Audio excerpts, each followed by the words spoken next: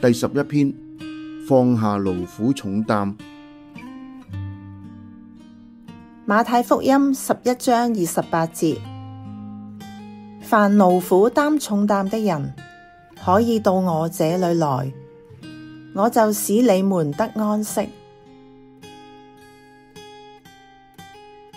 邊個係勞苦擔重擔嘅人？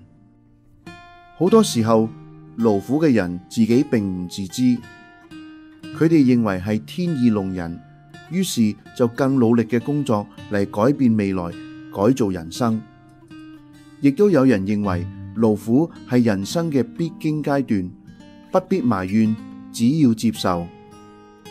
不過，不論係前者或者後者，大家都同樣用心嘅工作，默默嘅耕耘，直到有一日發現身體出現咗一啲毛病，精神開始唔集中，情緒開始波動。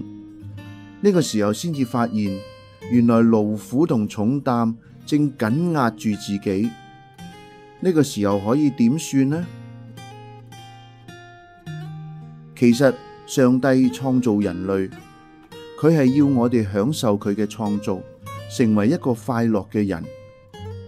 然而，點解我哋失去咗喜樂呢？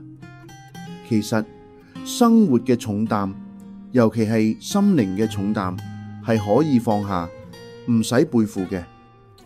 咁就係憑信心向神交託，將重擔喺佢面前卸下，就係咁樣，你就可以過一個不一樣嘅人生。